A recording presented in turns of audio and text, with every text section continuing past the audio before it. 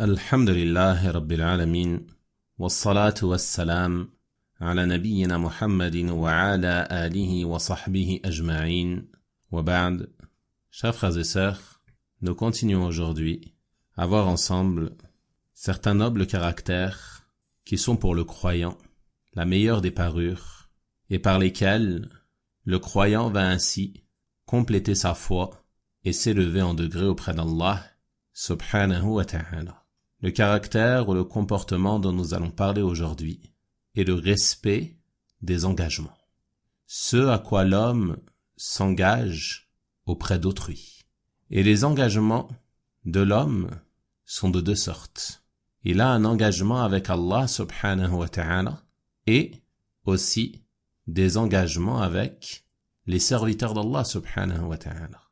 Quant à l'engagement avec Allah subhanahu wa ta'ala, Allah azza wa jal l'a mentionné dans son noble livre lorsqu'il a dit dans Surat Al-A'raf وَإِذْ أَخَذَ رَبُّكَ مِنْ بَنِي آدَمَ مِنْ ظُهُورِهِمْ ذُرِّيَّتَهُمْ. Et quand ton Seigneur tira une descendance des reins des enfants d'Adam وَأَشْهَدَهُمْ عَلَى أَنفُسِهِمْ, et qu'il les fit témoigner sur eux-mêmes.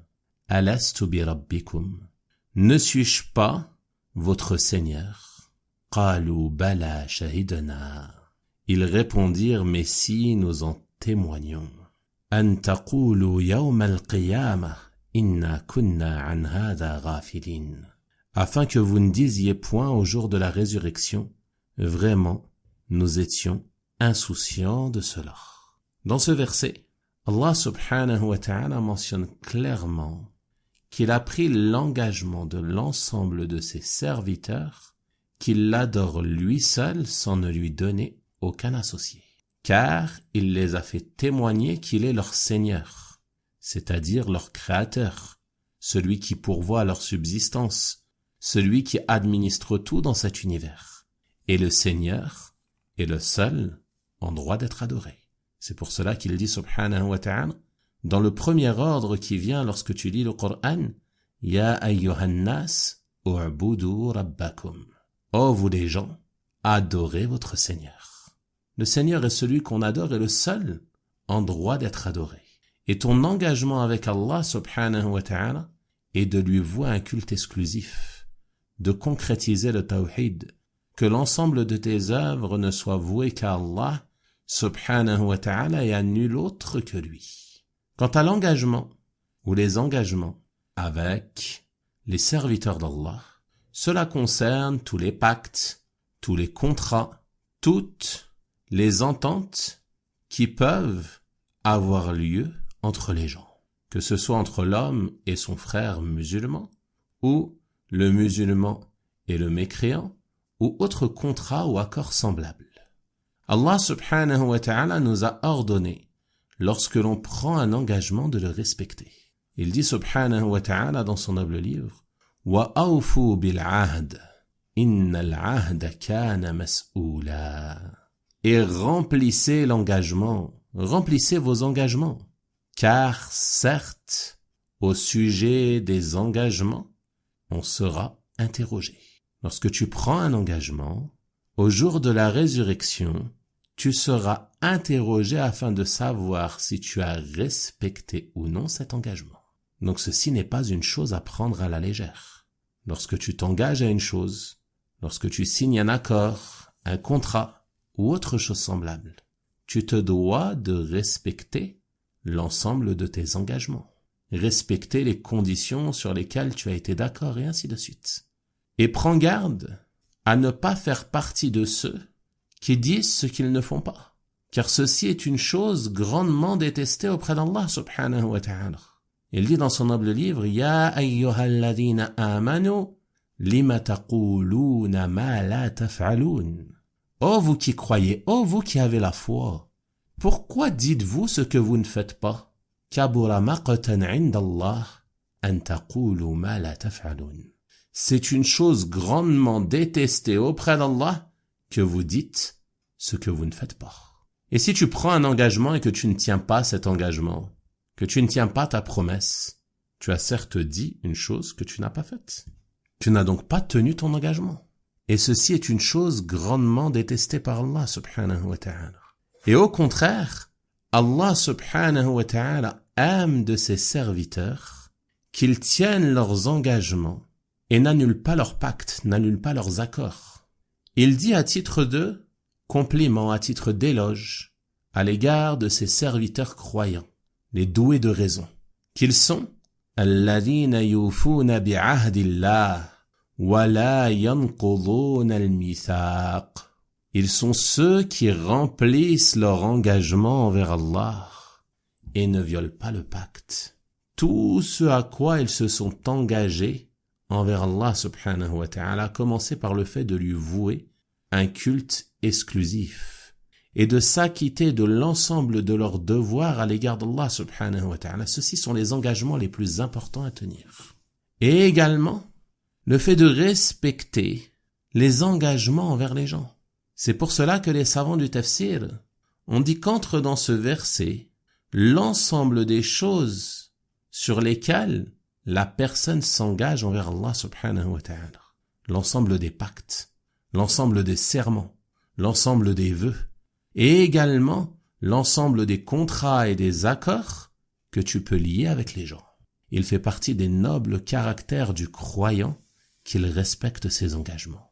Et si tu fais cela, alors tu en tireras profit ici-bas et dans l'au-delà. Tu seras aimé par Allah subhanahu wa ta'ala. Car le respect des engagements fait partie des moyens les plus immenses pour atteindre la piété. Et Allah subhanahu wa ta'ala aime ceux qui font preuve de piété.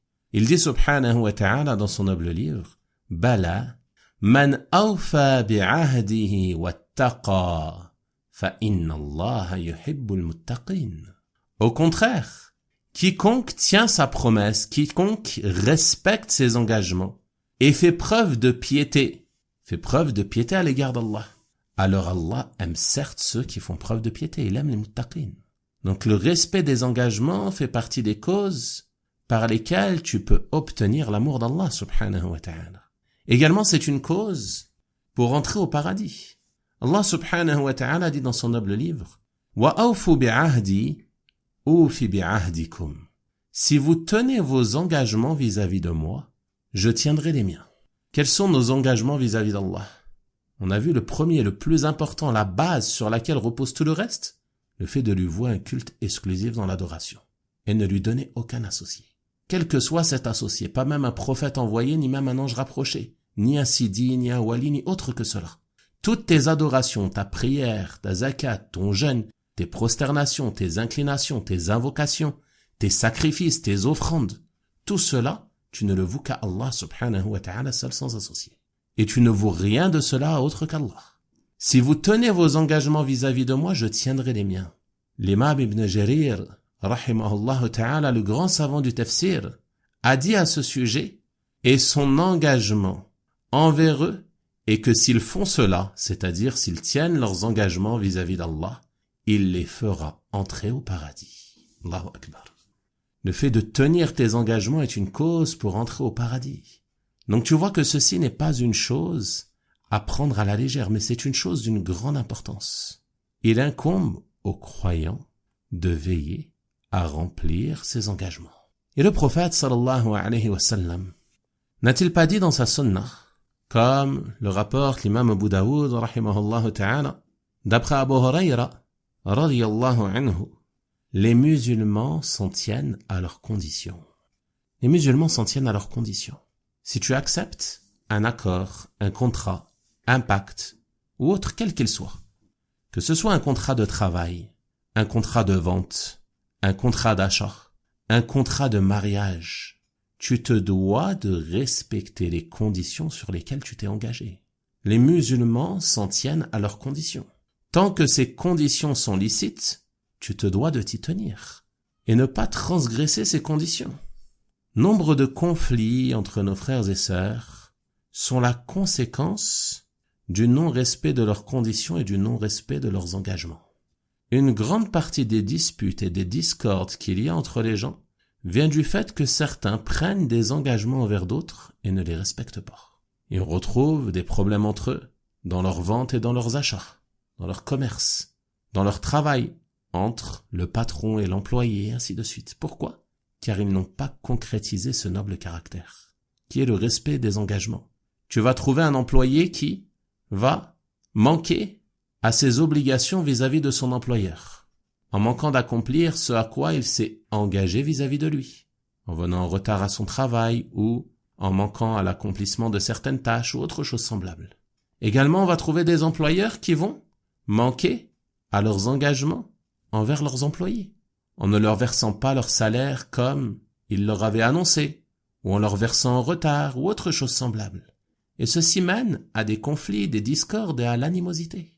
Et si chacun d'entre nous veillait à se réformer et à respecter ce sur quoi il s'engage, alors on éviterait nombre de conflits. Il en est de même dans le commerce. Lorsque les gens se mettent d'accord sur l'achat ou la vente d'un produit quel qu'il soit, chacun se doit de respecter ses engagements, que ce soit les engagements de paiement ou les engagements de livraison et ainsi de suite. Également, on retrouve nombre de conflits entre les gens et dans les foyers en raison du non-respect des conditions de mariage. L'homme se marie et émet certaines conditions. Il exige que sa femme fasse ceci ou cela. Le jour du mariage, étant donné qu'elle désire se marier, elle accepte tout. Elle accepte ses conditions. Peut-être parfois même en sachant pertinemment qu'elle ne les respectera pas, ou en ayant l'intention ou l'espoir de le faire changer d'avis ou autre chose semblable. Et de la même manière chez l'homme, la femme accepte ce prétendant, elle émet des conditions, et ce dernier les accepte, parfois même en sachant pertinemment qu'il ne les respectera pas, car il désire absolument se marier. Donc il est prêt à tout accepter sur le moment. Puis les jours passent, les semaines passent, et l'un d'entre eux manque à ses engagements vis-à-vis de l'autre. Et ceci fait partie des graves péchés. Les imams al-Bukhari et Muslim, rahimahumallahu ta'ala, rapportent, d'après Uqba ibn Amir, radiyallahu anhu, que le prophète sallallahu alayhi wa sallam a dit: la condition qui mérite certes le plus d'être respectée est celle par laquelle vous rendez licite le rapport intime. La condition de mariage. Tu dois être conscient qu'en acceptant cette condition et en acceptant de te marier sous ces conditions, tu t'es rendu licite à cette personne avec qui tu te maries, en raison de ton acceptation de cette condition. Car si tu n'avais pas accepté, la personne, homme ou femme, n'aurait pas accepté de se marier avec toi, et ces relations n'auraient pas été licites. Donc en t'engageant à respecter ces conditions, tu as rendu ces relations licites. Donc cette condition est celle qui mérite le plus d'être respectée, en raison de ce qu'elle implique. Donc si tu t'engages dans un mariage, que tu acceptes des conditions, tu te dois de respecter ces conditions. Être fidèle à cela.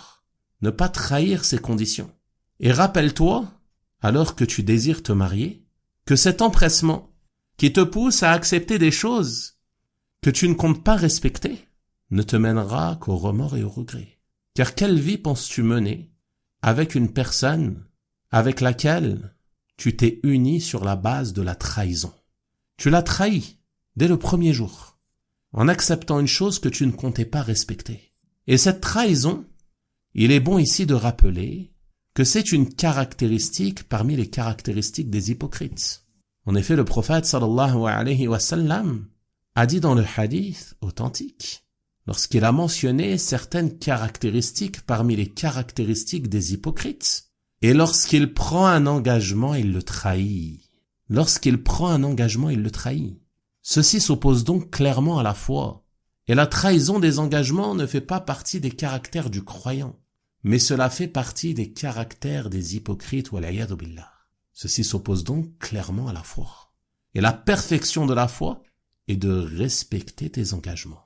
Que ce soit tes engagements envers Allah subhanahu wa ta'ala ou tes engagements envers les gens, que ce soit dans tes transactions commerciales, dans tes relations de travail ou dans tes relations familiales et plus particulièrement, comme on a dit, les engagements de l'homme envers son épouse et de la femme envers son mari, qui font partie des conditions qui méritent le plus d'être respectées en raison de ce qu'elles impliquent comme licéité de l'un pour l'autre. Et ceci est une chose d'une grande importance qui malheureusement est négligée par beaucoup de gens aujourd'hui et ceci mène à nombre de conflits. Combien sont les hommes qui ne respectent pas leurs engagements concernant la dot, concernant le logement, concernant le lieu d'habitation ou autre chose semblable. Et combien sont les femmes également à ne pas respecter les conditions que l'homme exigeait avant de se marier et s'empresse de les accepter puis, une fois mariés, s'y refusent et se retrouvent ainsi dans une situation de discorde et de conflit, wallah al-musta'an. Et la situation est bien plus grave lorsque ces conditions sont des conditions émises par l'un ou l'autre pour l'accomplissement d'une obligation religieuse. Comme le fait qu'une femme se marie avec un homme en exigeant de lui de faire la hijra, puis qu'ensuite celui-ci délaisse cette obligation qui à la base est une obligation religieuse pour lui, qu'il soit marié ou non, et il ne respecte pas cette condition et reste vivre en terre de polythéisme. Ou encore qu'un homme se marie avec une femme en exigeant d'elle qu'elle porte le voile intégral légiféré, que celle-ci accepte au moment du mariage, puis, une fois mariée, qu'elle s'y refuse, alors que ceci est à la base pour elle une obligation religieuse, qu'elle soit mariée ou non, et ainsi de suite parmi les choses qui sont fréquentes et qui causent de nombreux conflits entre les gens. Wallah al-musta'an. Je demande donc à Allah subhanahu wa ta'ala de nous aider à parfaire nos comportements et de nous aider à respecter l'ensemble de nos engagements envers lui, ainsi que nos engagements envers les gens. Wa sallallahu wa sallama wa baraka ala nabiyyina Muhammad wa ala alihi wa sahabatihi ajma'in walhamdulillahi rabbil alamin wa barakallahu fiikum.